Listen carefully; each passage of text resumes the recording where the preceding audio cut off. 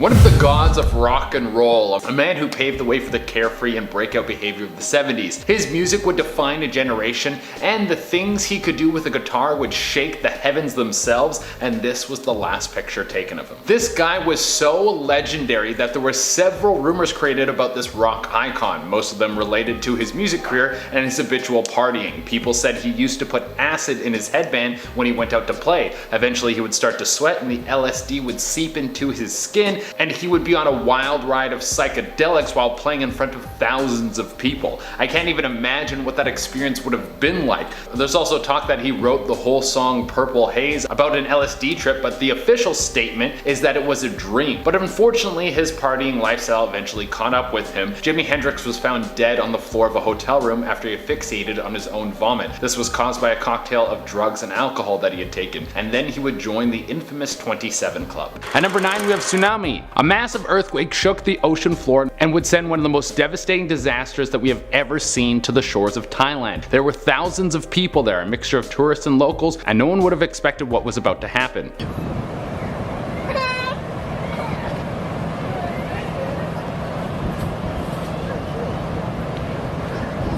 This picture was taken by one of Deborah Garlick's friends. In it you can see her and a bunch of people on the beach trying to escape the cold and have a nice tropical summer. Not long after this photo was taken, a massive tsunami hit the shores of the beach and beaches all over the country. In total there were 230,000 people who died, along with millions of dollars in property damage and people forced into poverty because everything they had ever owned was destroyed. These photos were developed and then given to Deborah's family so they could have a lasting image of their daughter and something to keep her memory in their hearts and minds. At number 8 we have Ayrton Senna at the San Marino Grand Prix. Being one of the best drivers in the world, you never would expect you would meet your end in a crash. I mean, I guess you're kind of tempting fate by always driving super fast, but there are thousands of drivers who live long lives and never meet their end behind the wheel of their trusted machines. Ayrton Senna was one of the best when it came to Formula 1 driving. He was a 3-time champion and he was one of the favorites to win the San Marino Grand Prix in 1994. The young Italian man was only 34 at the time, and this was one of the last photos ever taken of him. Look at him, he's cool, calm, and collected. He's got the eye of the tiger and he was ready to take this race by storm. During the race he hit a corner a little too tight and lost control of his car and crashed into a retaining wall. Even though these cars are built to crash and drivers crash all the time and walk away from it, today he wouldn't be so lucky. One of the tires of Senna's car flew back and hit him in the head. Then he was rushed to the hospital, but it wasn't even a day later before he was pronounced dead.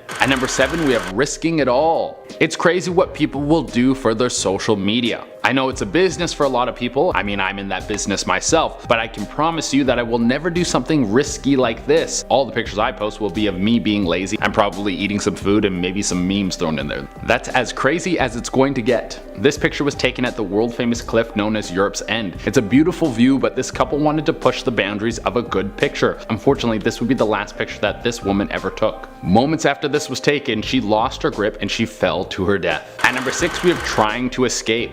I can't imagine how terrifying it must be to be in this kind of situation. I'm gonna show you this and then I want you just to drink it in for a moment. Think of what that kid was feeling at that very moment. Falling from a plane at 200 feet in the air with no parachute. This is one of the scariest things I can think of. This was taken in 1970 totally by chance. An amateur photographer wanted to test out some of his new gear and caught this happening. Keith Sapsford had broken into an airport and snuck into the wheel well of a plane. He wanted to escape his old life. He wanted to see the world. His parents had just sent him off to an all-boys Catholic boarding school and he refused to let that be his reality. He ran away and beelined it for the airport. He didn't know the wheel well would open again while flying. The sad part about this is he was doomed no matter what. If it wasn't the fall that killed him, the low temperatures and oxygen levels would have. At number 5 we have Bud Dwyer's last moments. Bud Dwyer was caught up in some pretty shady stuff, and when you're a government official you can't get caught doing something under the table or it's all over. You were elected to take care of the people, and when you go behind everyone's back and do the opposite, the public will not be happy with you. He was the treasurer of the state of Pennsylvania,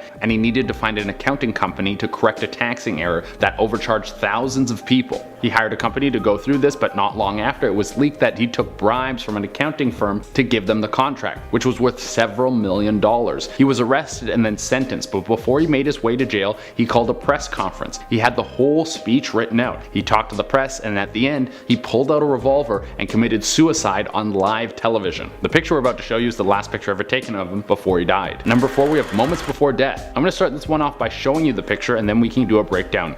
This looks so peaceful. You have a father and his son enjoying their time together. Before you get too sad, I'll let you know that the father and son in this picture both survived. But it's the car in the background that's the danger. Nobody knew what was about to happen, but an offshoot of the IRA had hidden a bomb in the car. This was intended to strike fear into the public, and they did it strategically. They called in a bomb threat at the other end of town to move people closer to the bomb. And then when it went off, 249 people were hit by the blast.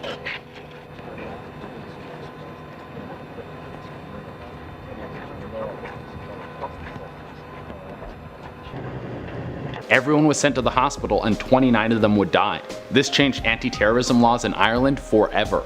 At number 3, we have Flight MH17. For those of you who don't know, Flight MH17 was shot down by a missile while flying over the Ukraine. It was a devastating mistake, and this was one of the last images that was ever sent off the plane before it was shot down. This is Gary and his mother Petra. It's such a happy picture, and it's sad to think of all the other families that were on board this plane and how they thought everything would be fine. There would have never been any sign of anything going wrong until it was too late. At number 2, we have the Challenger launch. In 1986, a group of 7 people were set to jump into the Challenger space shuttle. It was supposed to be a wondrous moment in American space travel history, but a small error, a failed O-ring, would end up leading to the spacecraft failing and exploding over the Atlantic Ocean. 65 seconds into flight, NASA Control orders Commander Scobie to go to full power. Challenger, go with throttle up.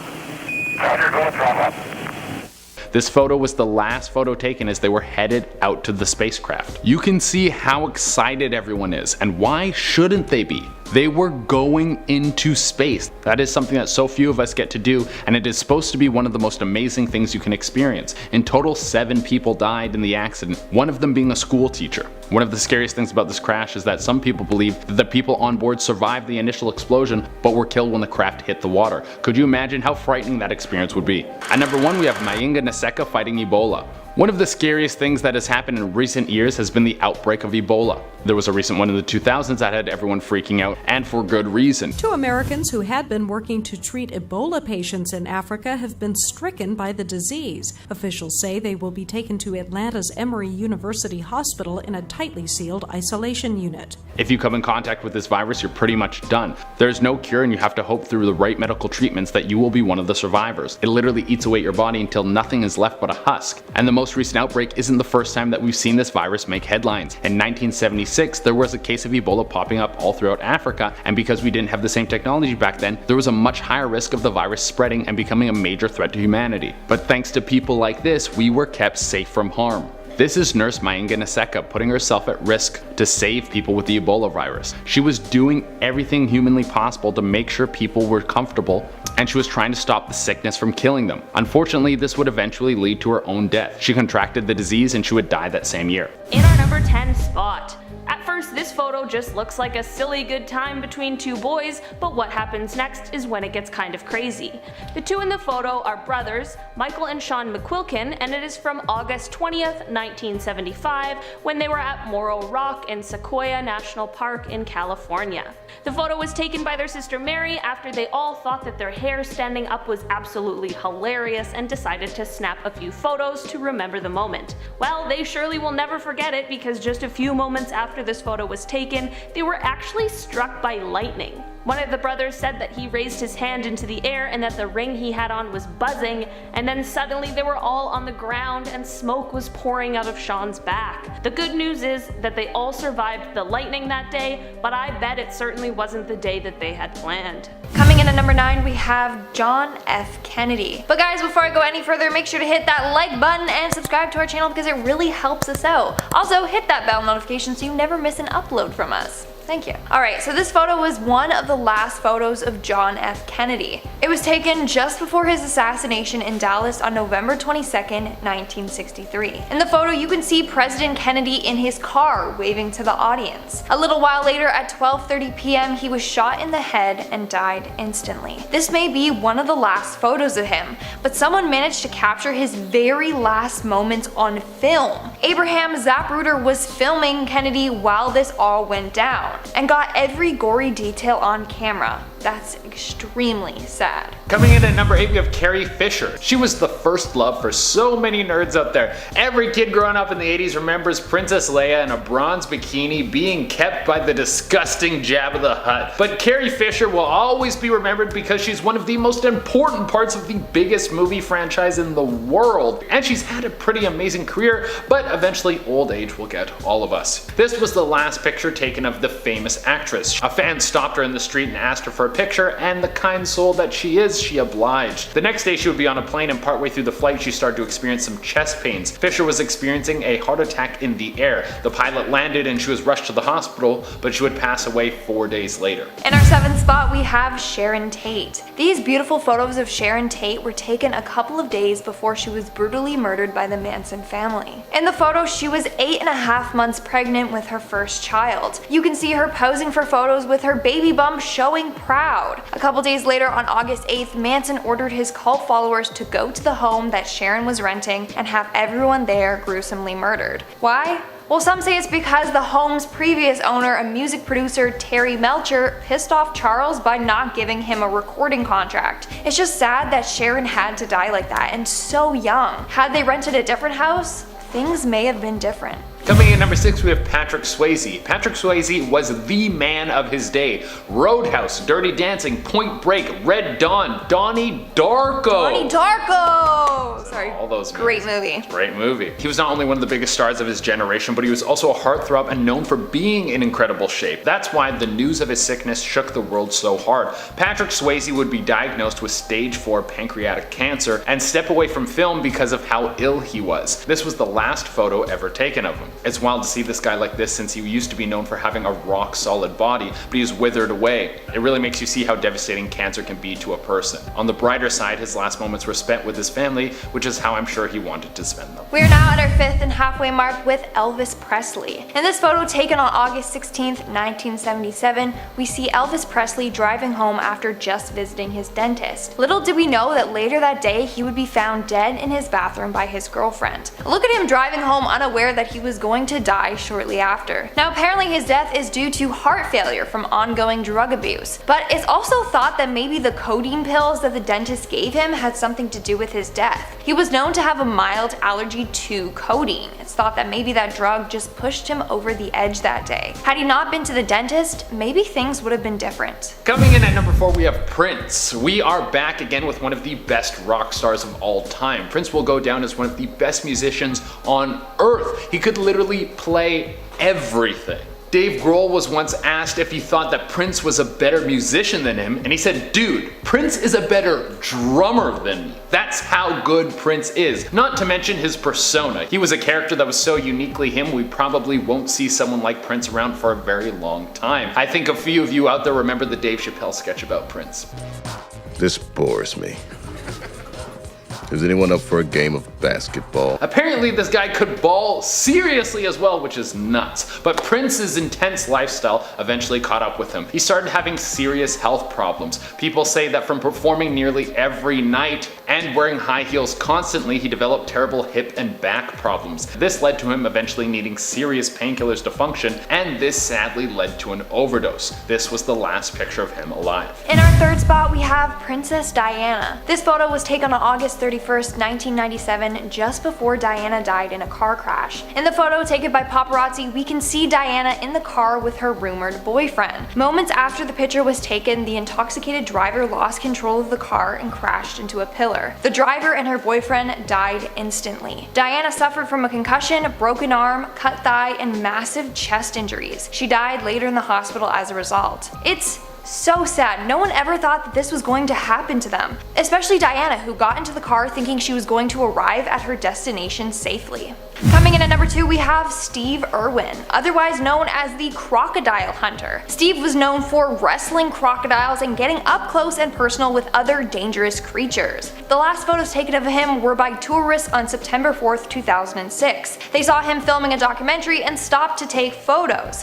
One of the photos caught Steve waving to his fans. A little while later, Steve would die after a stingray's barb pierced through his chest. What's even more scary is that his last words were, "I'm dying."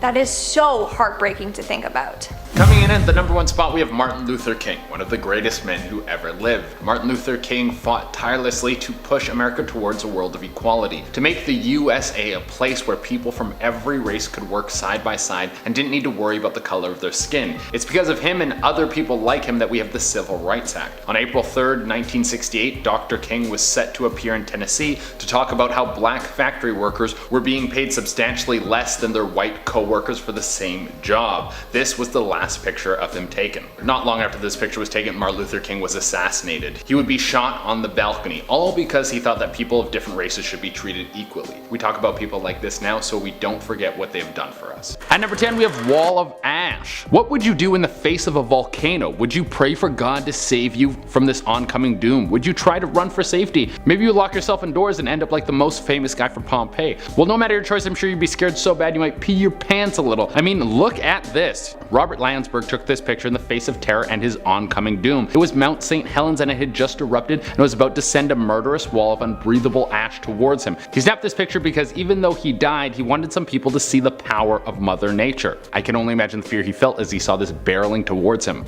In our number 9 spot, this photo was taken by David Seymour in 1948. This photo was taken in Warsaw and the child in the photo is named Terezka, who was in a home for emotionally disturbed children after being raised in a concentration camp. The drawing on the blackboard is what she drew when the children were asked to draw home. While it is obviously common for children to have indistinguishable drawings, her backstory and the look in her eyes really tell a story. I hope she was able to grow and overcome some of the horrible things that she had been put through. I really wish I could know exactly what she was trying to draw and depict. In our number 8 spot, this is a photo from 1991 and is of Rajiv Gandhi, who is the 6th Prime Minister of India.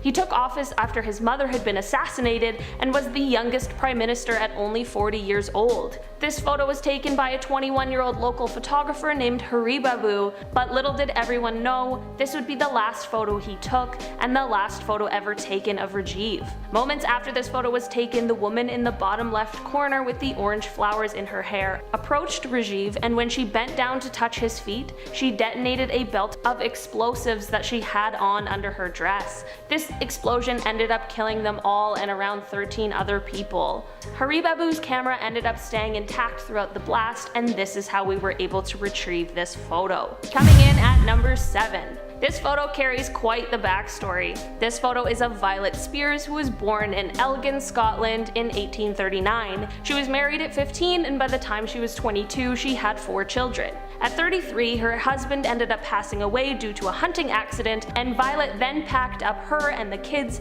and went to her sister's, where they all remained for 2 years. After these 2 years, Violet just disappeared from her sisters, leaving all of her children behind. No one heard from her for a year after she left, but money began to be sent to them monthly. In 1876, a medium and hypnotist named Madame Violet began to gain popularity in Edinburgh. She had a small following at the time that she called her Hive. Slowly her seances began to get more elaborate and outrageous, and she slowly began to ask clients to donate small bits of blood, saying that it helped her connect to the spirits. She would actually drink the blood given to her, and she has been quoted saying that this element returned to me had been missing my whole life. Eventually her hive grew and they all ended up living together and would only come out at night. They would attract and convince men and women, usually with the help of drugs and alcohol, to donate a bit of blood, and most often would convince these people to leave their lives to come and join the hive. The hive continued to grow for the coming decade, but when the son of a prominent councilman joined the hive and ended up developing an infection from the bloodletting and actually died, the hive was condemned and they ended up being disbanded. Madame Violet ended up living until 1930, where she died at the age of 90. In our number 6 spot. This photo comes from what is left of the Eastern State Penitentiary in Pennsylvania.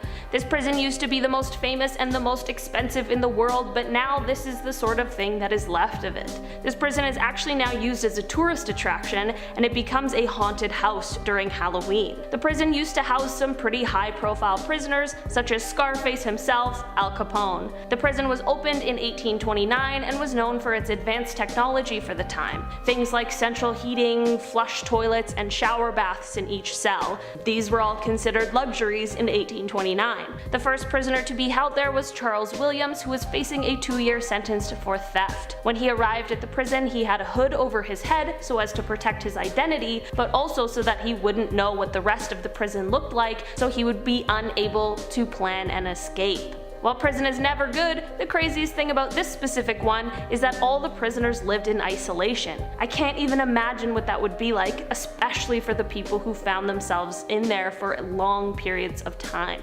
Number 5. This photo is a series of self-portraits by the artist William Utermohlen. In 1995, William was diagnosed with Alzheimer's disease, which is an incredibly difficult thing to have to go through. William's self-portraits obviously reflect a lot of what was going on in his mind during some of the last years of his life. Part of what Alzheimer's does is that it affects the part of the brain that we use for visualizing things, which is part of the reasons why the paintings began to get so different from the original. This series of paintings is actually sometimes used as a study material for medical students because it does such a wonderful job at portraying something that a person without Alzheimer's wouldn't be able to understand. I think William left the world with something very sad, but also beautiful, poignant, and important. Number 4. This photo comes from the 19th century from the Third Plague pandemic. This was the first time that the plague had spread to all 5 continents. While we now know something about what that might have been like, what we haven't had to endure are doctors that are dressed like this. This is a photo of the outfits and masks that plague doctors wore when they would come to your house to treat or diagnose you. The long beak-like noses of the masks are very creepy, but they were used to hold herbs and other nicely scented things because they believed that this would help ward off the bad air, which at the time is what they thought was causing the sickness. The COVID-19 pandemic has been bad enough, so I'm very glad that our doctors and nurses can stick to their scrubs and regular masks. There's something about these outfits that just make it seem like something bad is about to happen. Number 3. This photo looks like a big lump of nothing, but it is called an elephant's foot. Don't worry, at first I was worried, but it has nothing to do with elephants and is only named that because of its appearance. This lump was actually created from the Chernobyl nuclear meltdown and is just a mass of corium and other materials that were in the core of the reactor. This elephant's foot was located in the steam distribution corridor, which is under what's left of the reactor. While this mass doesn't produce as much radiation as it did before, it does still produce a deadly amount, but it is said that if you stood in front of it for just 300 seconds, that would be enough to get a lethal dose of radiation. It's kind of crazy that even though they knew this, they were still standing there taking pictures of it, but I'm glad because now we get to see it and it gives us just a little more insight into what happened that day. Number 2. This photo is of a man named Chris McCandless, who may be better known as Alex Supertramp. Chris was a traveler who inspired the book and movie Into the Wild, which were created to follow the story of his life, and more specifically his final great Alaskan adventure. This photo is unfortunately the last photo taken of Chris while he was on this Alaskan trip, and he ended up passing away in the wilderness. A lot of people have speculated that this photo was taken as his sort of goodbye. It is highly debated how he died, so there isn't quite a concrete answer of what exactly happened to him. It is a very unfortunate end to such a young man's life, but he left quite a legacy. His story has inspired countless people and holds a special place in a lot of people's lives. He was a man who rejected conformity and materialism, and with his life and death he really left an important message for all of us to take a step back and remember what is really important. While the story has such a sad ending, there's also a lot of beautiful things that we can take from it. And in our number 1 spot today, this photo was taken by Fred Blackwell on May 28th, 1963, and is actually showing us a moment of protest. The 3 sitting at the counter are Joan Trumpour, Anne Moody, and their sociology teacher, John Salter. The reason why this photo is so important is because these 3 are sitting at a white-only counter at Woolworth's Five and Dime store in Jackson, Mississippi, while being assaulted by an angry mob. People are throwing condiments at them and I'm sure saying some pretty nasty things, things. The two students went to Tougaloo College, which was a black college that ended up being at the core of the civil rights movement in Mississippi. It's amazing to see how brave they are, and a photo like this really is such an important message for us to remember today.